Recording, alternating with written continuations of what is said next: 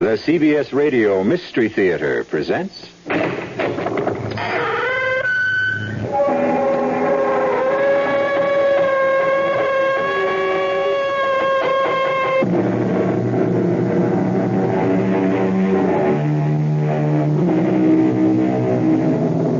Come in.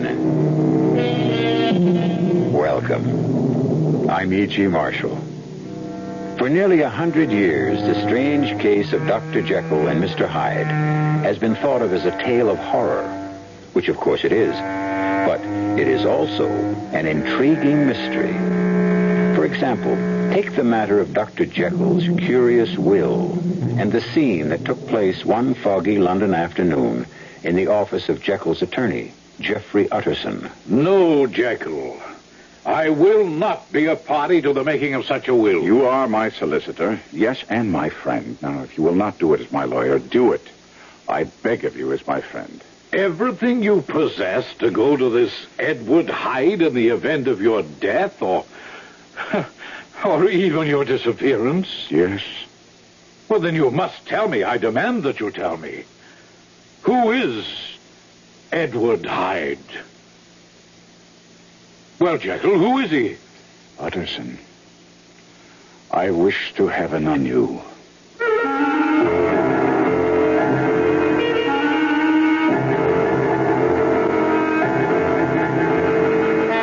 Our mystery drama, Dr. Jekyll and Mr. Hyde, was especially adapted from the classic by Robert Louis Stevenson for the Mystery Theater by George Lothar and stars Kevin McCarthy. It is sponsored in part by Contact, the 12-hour allergy capsule, and Anheuser-Busch Incorporated, brewers of Budweiser. I'll be back shortly with Act One. Oh, somebody's been drinking my sugar-free Diet 7-Up, and it's all gone. Oh, actually, I saved a little. Oh, a bear! Hiya, Goldie. What's brewing? That's Miss Goldilocks to you. Oh, come on, kid. You mean you don't remember me? The cottage, the 3 chairs, the porridge? Baby bear! In the fur. Been a long time, Goldie. But Baby bear... Just call me BB. You drank all the sugar-free Diet 7-Up, and I have to conduct another diet drink taste test today. Well, yeah, I saw the sign on the door, a professional taste tester, huh? But how can I conduct my taste test now? Why bother? I tried those other diet drinks, too. You'll notice there's still plenty of them around. Why not ask me? Well, okay, BB. Tell me, why did you drink all the sugar-free Diet 7-Up? I like the taste. Light, fresh, natural. Sugar-free Diet 7-Up is definitely unbearably delicious. Mm-hmm. I never thought I'd admit it. I'm Susan X, and I used to be a deodorant switcher. I kept switching from one underarm spray to another, looking for one that gives me everything I want. And I found it. It's called Body All. Body All is different. It says so right on the label. Its deodorant is micro-encapsulated, so I get a fresh surge of deodorant every time I perspire. Now that I switched to Body All, I promise I'll never switch again. Gotcha. Now that you got rid of the mosquito, Darn mosquito really bit me. here's how to get rid of the stinging pain and itch. How? With Camphofenique. That awful itch is caused by fluid mosquitoes inject under your skin. The penetrating action of Camphofenique gets to the cause to stop the itch. Protects against infection from scratching, too. That Camphofenique really works. Camphofenique relieves the sting and stops the itch instantly. Camphofenique.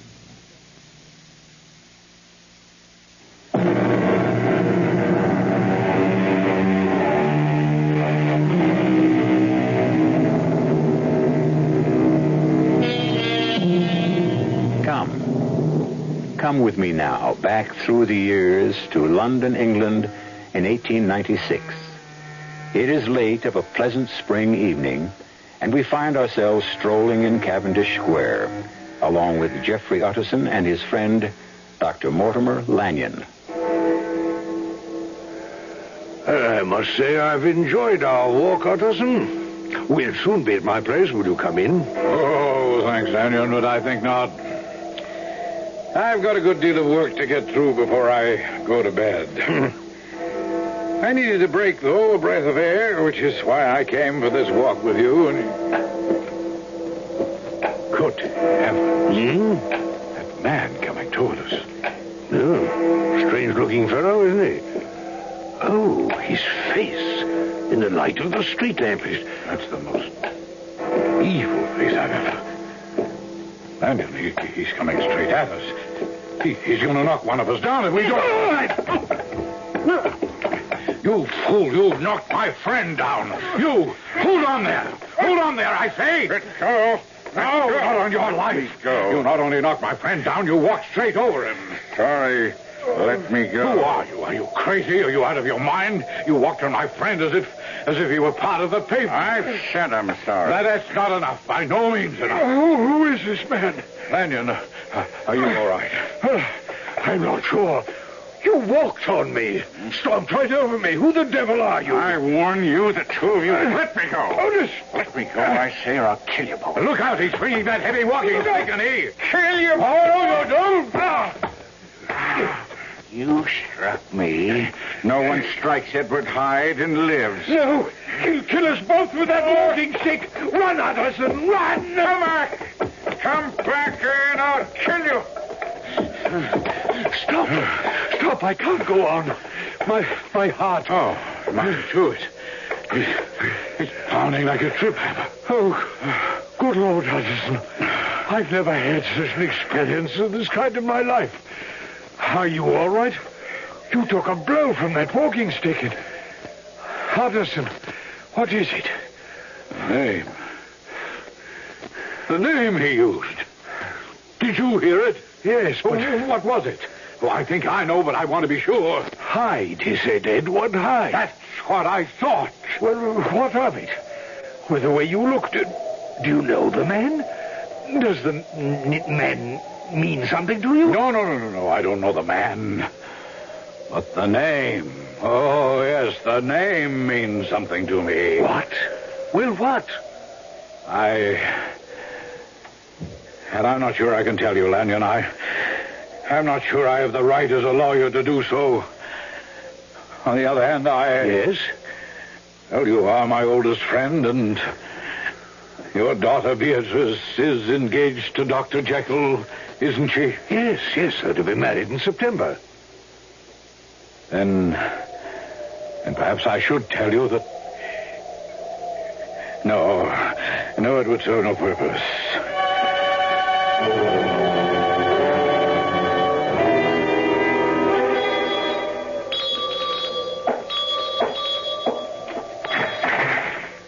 Why, Mr. Utterson? Oh, good evening, Poole. I know it's late, but is Dr. Jekyll home? Oh, to you, sir, at any hour, I'm sure. Come in, sir.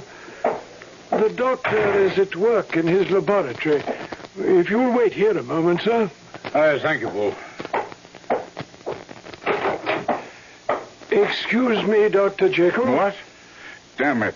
Poole, I told you I was not to be disturbed. Well, I know, sir, but... But what?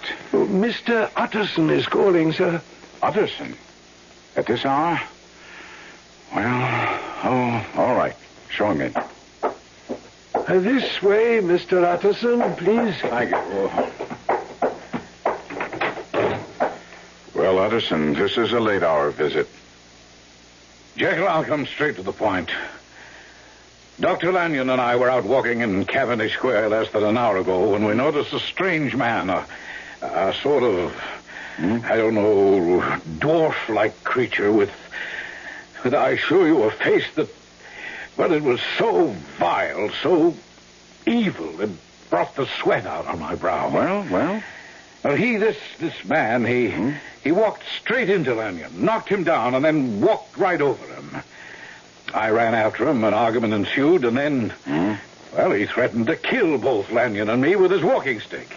He went into a rage I can only describe as bestial, swinging the walking stick at us and what? Well, I don't think he meant to give his name. In fact, he refused to give it when I asked for it. But in his rage, he forgot himself, and he used his name. Edward Hyde. And what of that? 6 months ago, you insisted that I destroy your old will and make out a new one, leaving everything to a certain Edward Hyde, right? Oh, I see. Now, I told you then, as I tell you now, I considered the terms of the will most curious, indeed decidedly strange. And as I told you then, and I tell you now, I see nothing strange in wanting to leave my money to a certain beneficiary in the event of my death. Or your disappearance. That's what I find strange. That's what worries me. Even more now in the light of what happened tonight. Jekyll, I ask you once again, who is Edward Hyde? Do you mean the Edward Hyde I've bequeathed my estate to, or the Edward Hyde you ran into tonight? They are one and the same. There's certainly more than one Edward Hyde in all of London. Oh, yes, I'm quite sure. But only one Edward Hyde who might have been carrying this. My walking stick? The walking stick I gave you several years ago on your birthday. I'd know it anywhere. Jekyll, are you in trouble? Huh? What do you mean, trouble? Well, with this Hyde, does he have something on you? Is he blackmailing you? That's a ridiculous thought. Then what is it? How can you, Dr. Henry Jekyll, one of the most honorable and respected physicians in London, have any association whatever with a terrible person like this Hyde? Why have you made over your estate to him, especially when you're to marry Beatrice Lanyon? And why that stipulation in the event of your disappearance? Jekyll, I beg you, tell me what it means. I cannot. I cannot. But as your friend, You are the friend you say you are. Oh, and you are, Utterson. You are. And then do me the favor of never mentioning Edward Hyde again. Well, if this is your last word on the subject, Jekyll. It is. Very well, then. Good night.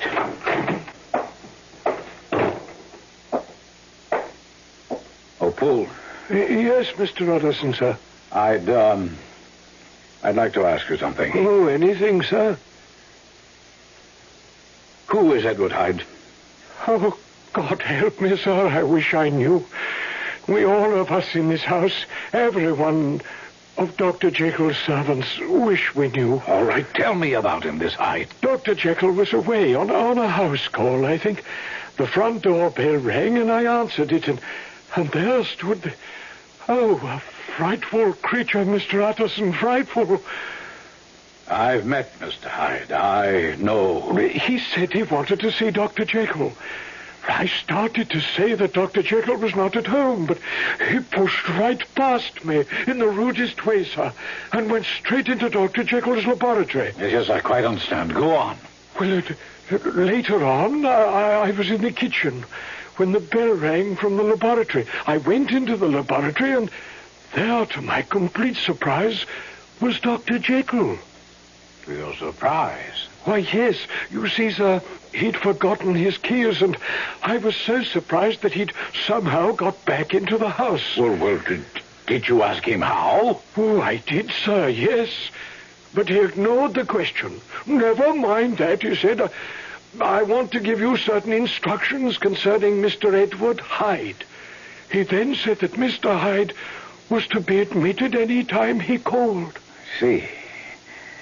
Tell me, Poole, what is Mr. Hyde's manner toward Dr. Jekyll? I mean, when they're together, how does Mr. Hyde act toward Dr. Jekyll? Or Dr. Jekyll toward this Mr. Hyde? Well, they're never together, sir. That's puzzling, very puzzling, to say the least. Oh, Mr. Utterson, sir, all of us here are convinced that our master is in dire trouble. If you could help the good doctor...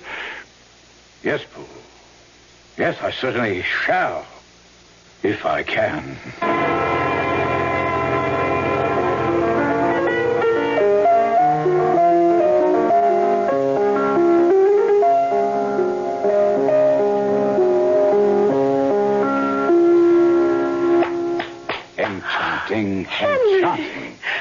had no idea you'd come into the music room. How long have you been there? Only a few moments. When you become Mrs. Henry Jekyll, I shall insist that you play for me every night after dinner. It shall be my wifely pleasure and duty, kind sir. Henry, I'm sorry, but... Oh, Beatrice, I want you so. And I want you, but until we're married, Henry, Must we wait until September? It's such a long time. Oh, Father. Oh, sorry. I didn't know you were here, Henry. How are you? How are you, Dr. Lanyon? Utterson tells me you had a rather bad experience last night. Yes. But I'm quite recovered, thank you. Still a few bruises where that fearsome creature stomped on me, but otherwise all right.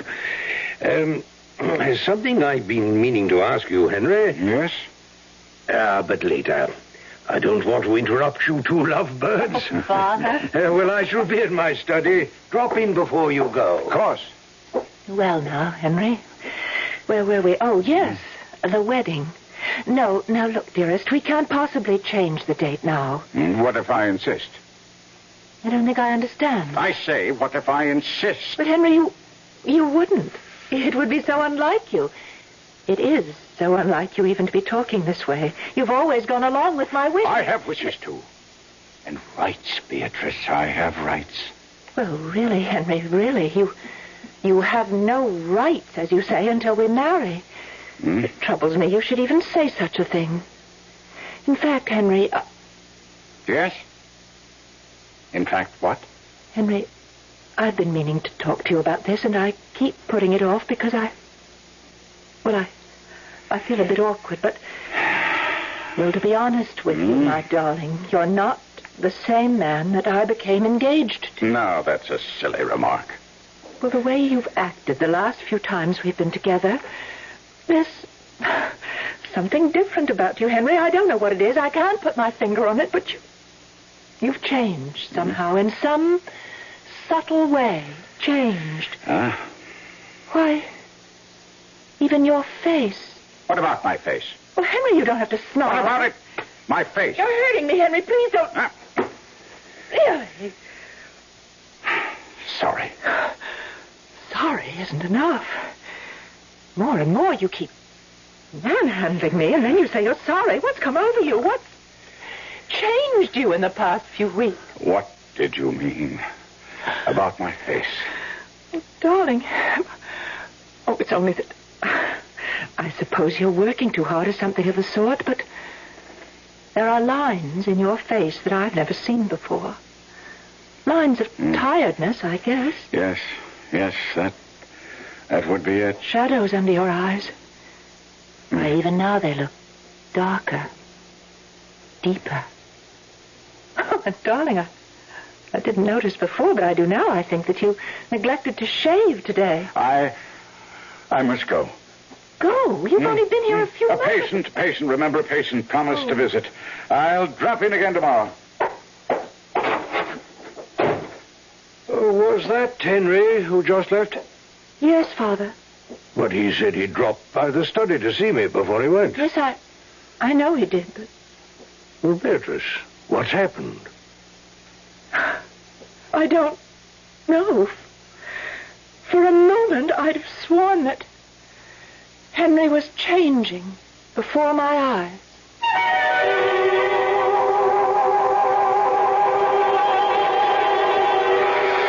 A tale of horror, yes, but also, as I said, a mystery. At least it was to Mr. Utterson, Dr. Lanyon, and his lovely daughter, Beatrice. A mystery that was to turn to tragic horror before they learned the truth about Dr. Henry Jekyll. I shall return shortly with Act Two. Great taste in the morning. Kellogg's has that wholesome taste to get you up and grinning. This is Jerry Coffer for Kellogg's Special K. We've been having some fun in our television and radio commercials by using a ball and chain to symbolize the slight overweight problem common to so many of us. We point out that being a few pounds overweight is just a little more difficult for you. Climbing stairs, just walking around, even sitting down can feel, well, like you're wearing a ball and chain. In case you missed the message, it's this. If you really want to get rid of that extra weight, you really have to work at it by exercising and with sensible meals like the Special K breakfast. A 1-ounce bowl of Special K, America's favorite high-protein cereal, 4 ounces of skim milk, tomato juice, and coffee. Less than 240 calories. Nutritious and, by the way, delicious. So why not begin each day with a Special K breakfast and then keep up the good work? Special K can't help you lose weight all by itself, but it really is a good start. Louise.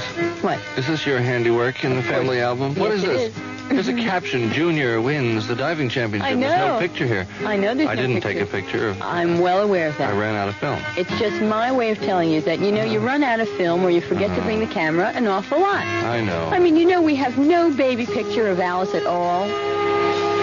We don't have a baby named Alice. What are you doing to me? I know that.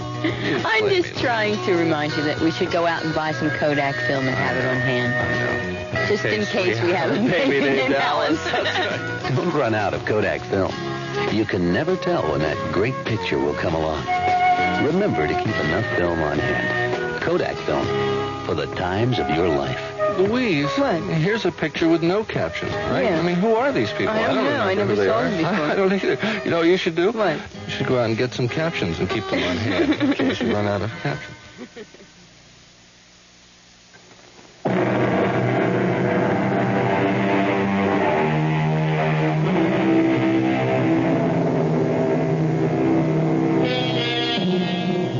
It almost goes without saying that to tamper with natural law will lead to an unnatural end.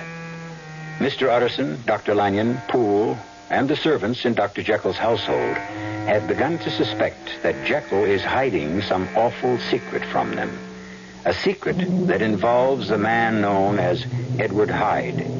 Even Beatrice Lanyon, Dr. Jekyll's fiancée, has begun to wonder at the change she senses in him.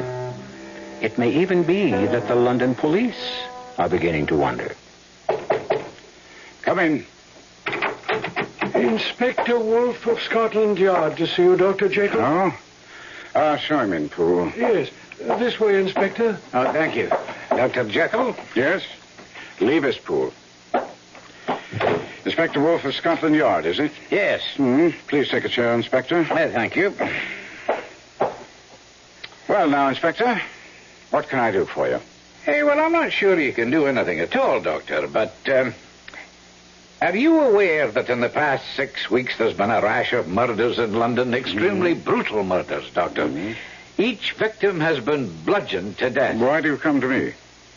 Well, on more than one occasion, the murderer has been seen while committing these terrible attacks of violence. Not clearly seen, since the murderers have always been done at night and in dark streets, you know. But there have been glimpses of him, and putting them together, the Yard has come up with what you might call a composite picture of the man. I still don't see. I just don't understand why you've come to me about this. Well, you will in a moment, Doctor. The man, the murderer, appears to be a short, malformed, dwarfish creature who, even though his face has never been clearly seen, gives a strong impression of evil.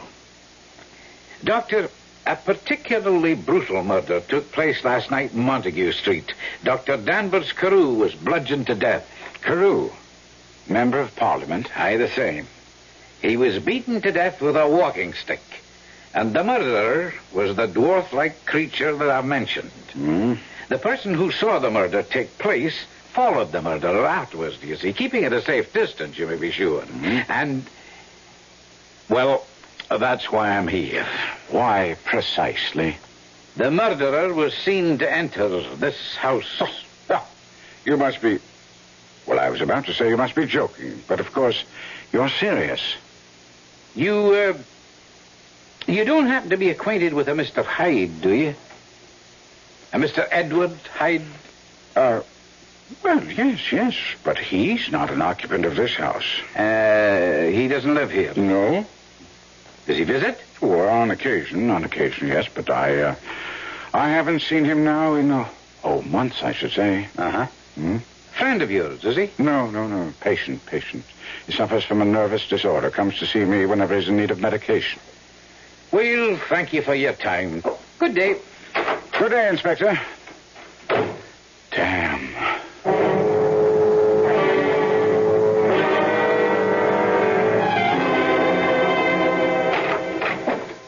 Sorry to have kept you waiting, Poole. Oh, not at all, Mr. Utterson.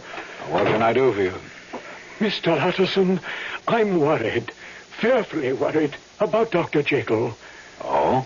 You remember, sir, we were talking a long time back, near 2 months, I should think, about Mr. Hyde. And you asked me if I'd ever seen Dr. Jekyll and him, Hyde, together. Yes, just something like that, yes. And you said you never had. Well, they are together now, sir. Not that they mightn't have been together before, but I know for certain that they are now. There are fights, yes, fights going on in that laboratory between the doctor and, that terrible man, Mr. Hyde. What, you mean fist fight? No, sir. Arguments. I hear Dr. Jekyll moan and groan and cry out, No, leave me be, leave me be. Oh, Mr. Utterson, sir, I'm so afraid for Dr. Jekyll, so afraid. Yes, well, you're saying that comes as no surprise, Poole. The truth is, I've known he was in some kind of trouble since he changed his will months ago in favor of Edward Hyde. In favor of Edward Hyde? Oh, yes. He's left him everything in the event of his death. But most puzzling, in the event of his disappearance as well. Oh, sir, I don't understand it. Nor do I. And to be honest with you, I've given up trying to understand it. Then I must do what must be done. What do you mean? For the first time in my life, Mr. Utterson, I shall disobey Dr. Jekyll's orders. For his sake, I shall see to it that Mr. Hyde never enters Dr. Jekyll's house again.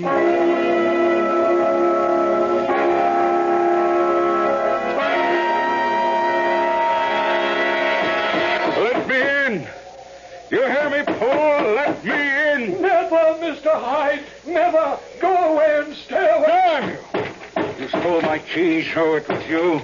It must have been you, and now you bar me from the house. And you'll stay barred as long as I'm here. Fool, I warn you. Warn away! You'll not enter this house. Poole. Listen to me, Poole. I'm listening. I'm in trouble, Poole. I need Dr. Jekyll's help. He's not at home. Let me come in and wait for him, Poole. I am in desperate trouble. Then stay in it and be damned to you. Father, what is it? I've never seen you so upset. Well, read this. My dear Dr. Lanyon, as you value my friendship and my life, please go to this very night to my home. Father, this is a note from Henry. What? Yes, you needn't read any further. He asks me, begs me, to go to his home, enter his laboratory, and procure certain chemicals and powders, giving very explicit directions as to where I should find them. When the message was delivered an hour or so ago, I've just returned from following Henry's instructions.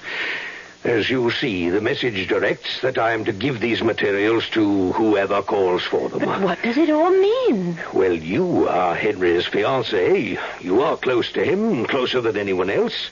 He's obviously in some sort of difficulty. And if you know what it is, I charge you for his sake as well as your own.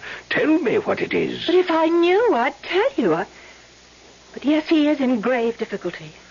But whatever it may be, he keeps to himself. And what would it have to do with chemicals and powders and elixirs? Oh, Father, I don't know. No. Lamb is retired. I'll answer the door. You retire as well, my dear. No, Father, I want to stand... Do as I say, my child. Go to your room. I have a feeling that I'd best tend to this alone. Go now. Very well, Father. How damnably long does it take you to answer the door? Let me in quickly. You took your own sweet time, man. Where are the materials you were told to get? In my study. Come, let us get them. Come. Where are they? Right there, on my desk. Yes, you did well. All seems to be here. Believe me. You misunderstood. I didn't say shut the door. I said leave me. I didn't misunderstand, Mr. Hyde. You know me. From the newspaper reports of your murders and the general description of you, all of London knows you now, I should think. Leave me.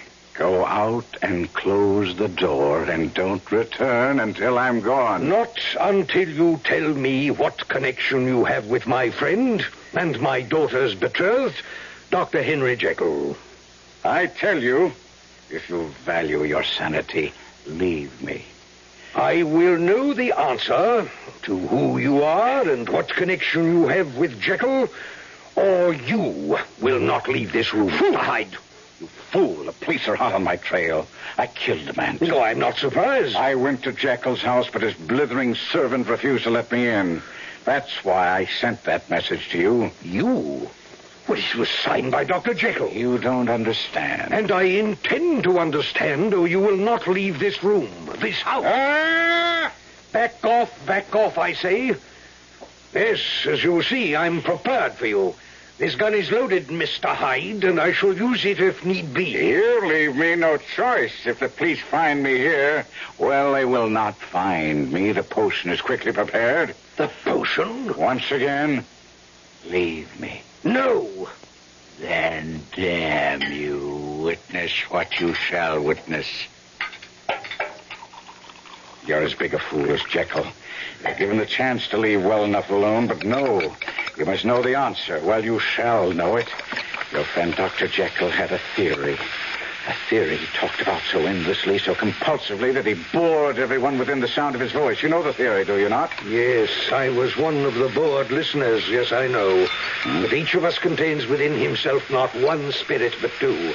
A good spirit, an evil spirit. What else? There was more. Jekyll also believed that a way might be found, yes, via a potion that would release that other spirit, the evil side of us, the side we all try to keep under control. Exactly, and you all laughed. The mercury. Where's the mercury? You didn't bring... Oh, you did, yes. Here it is. Thank God. Yes, you all laughed. You said it couldn't be done. And even if it could be done, you all said it would be madness to try it. You were right in one respect. It was indeed madness. You, if I follow you, you are saying that Jekyll carried out the experiment? He did. And it was successful? Successful? For me, yes, for me. For him, tragic. For you see, Dr. Lanyon, I am in control now, whereas before Dr. Jekyll controlled me, I now control Dr. Jekyll. What in God's name are you saying? You shall see. Yes, in a moment. You shall see. There, potion is ready. Before I drink it, I offer you one more chance to leave. No. Well, in that case, Lanyon, God help you. You drank that. Why do you think I mixed it? But it contained mercury, quicksilver, and other... Mr. Hyde, what? Oh, my God, what's happening? You're changing before my eyes. You're getting taller. The hair on your head changing color. Good Lord. What are you going through? You're becoming a different man. A different being. Heaven help you. You've become, before my eyes, you've become Henry Jekyll. Yes. Yes. And just in time. The police heard your door, Dr. Lanyon. Let them in. I have nothing to fear. For the moment.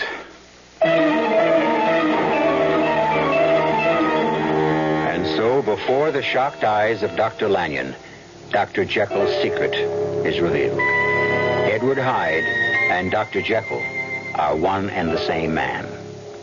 Questions arise. What did Hyde mean by saying he is now in control of Jekyll? What did Jekyll mean when he said he has nothing to fear for the moment? We shall see when I return shortly with Act 3. You've seen the Budweiser commercials on television, and maybe you've wondered how long people have been putting that famous Bud label on things. Well, not as long as the brewers of Bud have been putting things on the label. Things like a list of Bud's most important ingredients. Quote, brewed by our original process from the choicest hops, rice, and best barley malt. And things like the following statement. This is the famous Budweiser beer. We know of no brand produced by any other brewer which costs so much to brew and age. Our exclusive Beechwood aging produces a taste, a smoothness, and a drinkability you'll find in no other beer at any price. Unquote. Yes, brewing beer right does make a difference. Read the Bud label. Taste the king of beers, and you'll agree, when you say Budweiser, you've said it all. Anheuser-Busch, St. Louis. It's a real hot day. I'm soaking up the sun, and suddenly I say antifreeze right out loud. My wife says, huh? And I say, haven't you heard that song? You can never buy Prestone too early. Do it now, don't you wait. You can never buy Prestone too early. You can only buy it too late.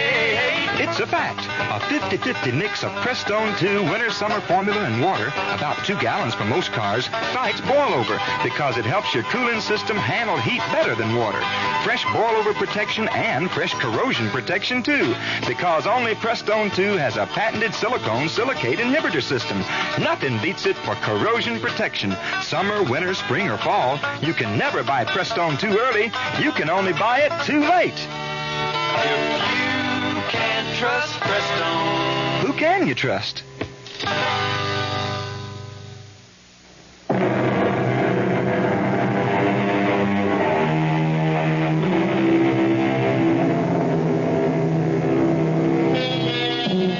The Scotland Yard police, in pursuit of the murderous Mr. Hyde, arrive at Dr. Lanyon's house in Cavendish Square, just as Hyde is transformed into the noted and respected physician, Dr. Jekyll.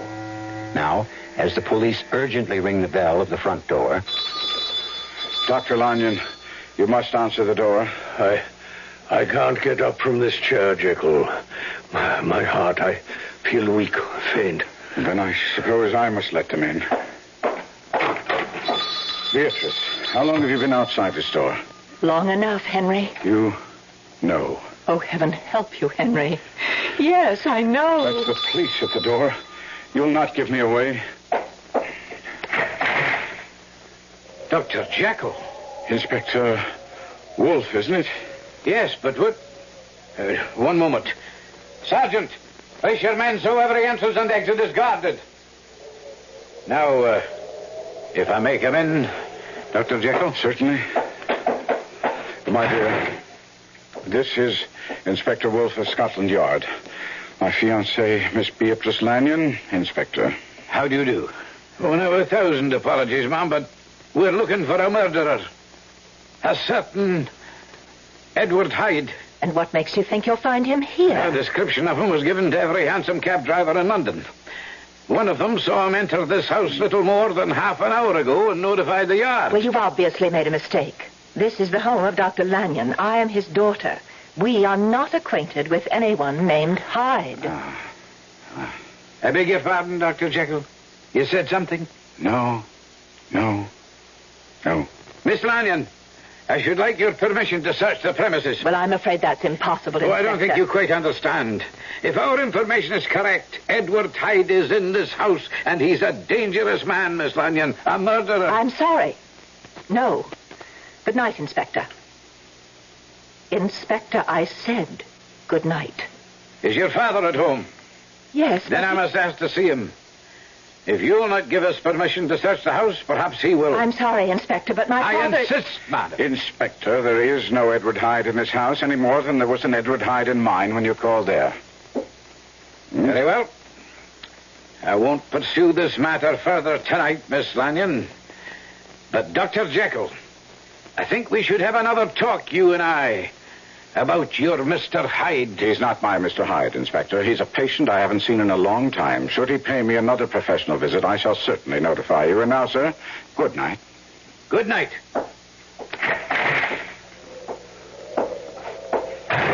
Henry.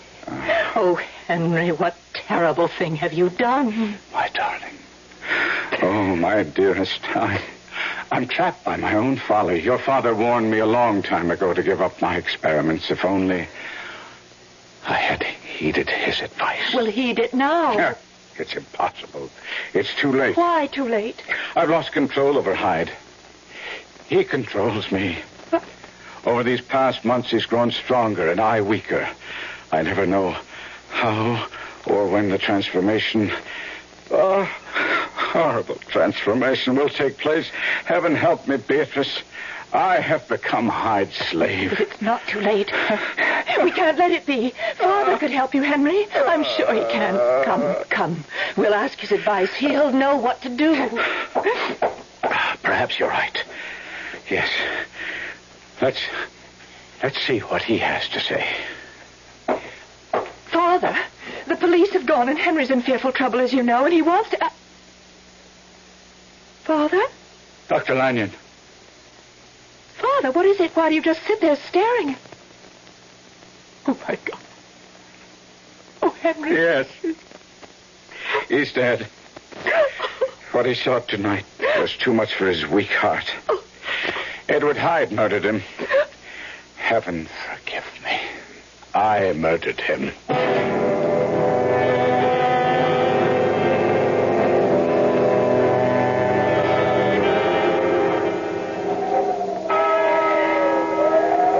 All right, Beatrice. Jekyll. We can leave now, I think. No, I would like to stay a little longer, Mr. Utterson. No, child. They'll start to fill in the grave shortly. There's no need to put yourself through that. Come along now, I insist. Oh, very well. Beatrice, if you would care to dismiss your carriage and let me take you home in mine. Oh, thank you, Mr. Utterson, but I'd like to be alone. You understand. Yes, of course. I'll go with Beatrice. Oh, no, thank you, Henry. No, I really do wish to be by myself for a time. I see. I'll call on you then tomorrow, if I am able. No, I shall be busy tomorrow. There's so much to do winding up Father's affairs. Perhaps if I'll get in touch with you, Henry. Good day. Good day, Mr. Utterson. Good day, Beatrice. Now, Jekyll, join me in my carriage. I want to talk to you. My own carriage is waiting. Send it along. I must talk with you. As you wish. You may go along, Johnson. I'm riding with Mr. Utterson. After you, Jekyll. Well, what is it? I want to talk to you about your will. Oh, what now, Utterson? Oh, need to ask. You read the newspapers. You know this man, Edward Hyde, is a monster, a murderer sought by the police. God knows what your connection with him may be, what hold he has on you, and you needn't say he hasn't. He must have. Why else would a man of your reputation, a celebrated and respected physician, leave all his worldly possessions to such a human horror? They're my possessions. I have the right to do with them as I wish. And I the right as your solicitor to refuse to let you do it. You can't stop me. Well, perhaps I can. How? In what way? Not sure. I'll have to seek advice on this. But it may very well be, Jekyll, on grounds of protecting you from yourself, that I can have you declared incompetent to handle your affairs. Incompetent? I incompetent? How dare you say such a thing to me? How dare you even think such a thing? Jekyll, let go, my arm. You're hurting. My will is my will. Edward Hyde is to inherit everything in the event of my death or my disappearance. What is the matter with you? Take your hand off. Good Lord, your hand.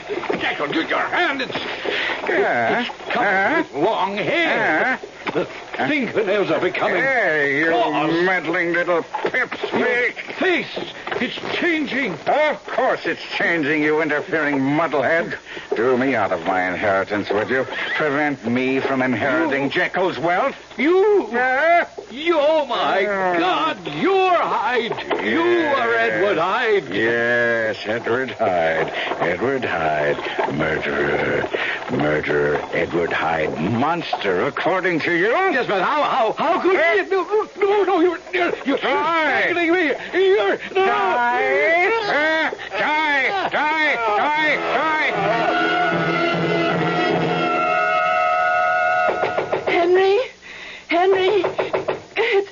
Beatrice, let me in.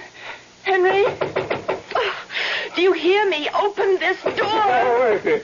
Henry, Go away. I've come to help you. No. Let me in. Oh, Beatrice. Oh, Beatrice. Henry. It's the end. Where? It's the end, Beatrice. The end. The potion doesn't work anymore. It's useless.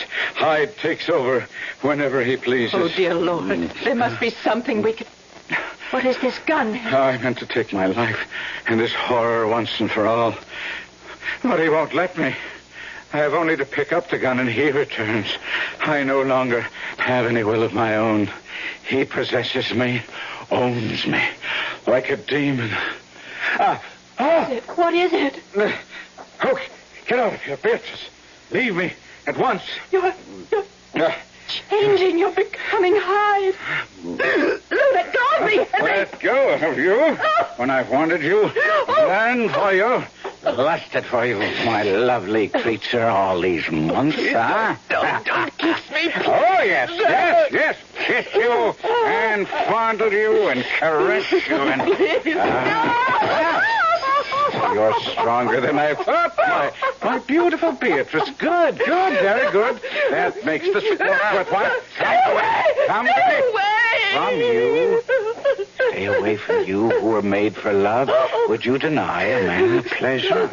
I'll say you're very, very quick. Strong, too. Strong and quick. And desirable. Stop trying to elude me. You can't. You know, you can't. You are strong, but I am stronger. You are quick, but I am quicker. And you are a beauty. And I a beast, eh? Beauty and the Beast, eh? Beauty and the Beast. Put that down. No. You could stop Henry Jekyll from using this gun, but you can't stop me. Get away from that door. Let me out of here. Oh, no. Stay back or I'll shoot. Go ahead, shoot. I didn't think you could. It isn't in you to kill even such a thing as me. No. Oh, dear God, help me. Just give me the gun right here, and then once you're in my arms... No. Don't struggle. It'll do you no good. Give me the gun. Miss Lanyon! Oh, good heavens! Miss Lanyon! Miss Lanyon! The gun went off and killed Mr. Hyde. Hyde? But on the floor, that's Dr. Jekyll. What? See for yourself. Oh, yes. I see. But if the gun killed Mr. Hyde, how? Don't ask any questions now, Poole. Not now. Just go and fetch the police.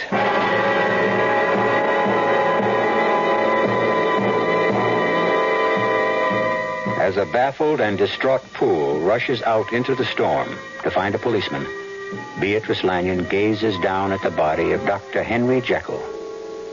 Or is it Edward Hyde? I'll be back shortly. It took me 20 years to get what I've got today. A nice house, a couple of comfortable, good-looking cars. Then along came all the concern about miles per gallon. They say one of my cars ought to be a small car. I say, okay, show me a small car that's good enough to make a big car guy like me happy. They say, look at a Buick. I say, go on, Buick doesn't even make small cars. Look at the Apollo, they say. So I looked. Buick does make a small car. But this one's got some room and comfort. And something else. A 6-cylinder engine and a standard 21-gallon gas tank. Put those together and you've got range.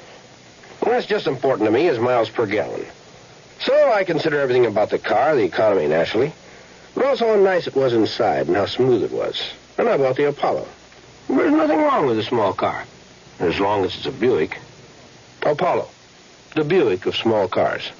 Give your hand to a friend. Give your heart to your love. But give your allergy to contact.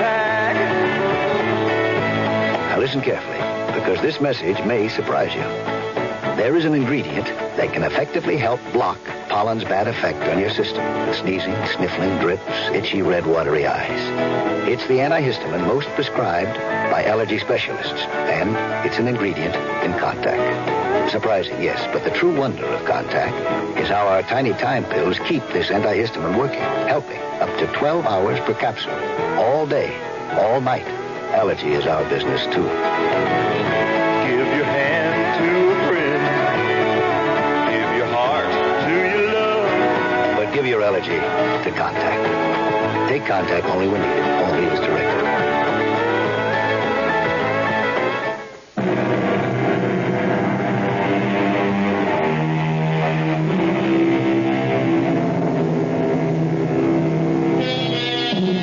You may like to know that the adaptation of Dr. Jekyll and Mr. Hyde I've just brought you comes closer to Stevenson's original than any other I know.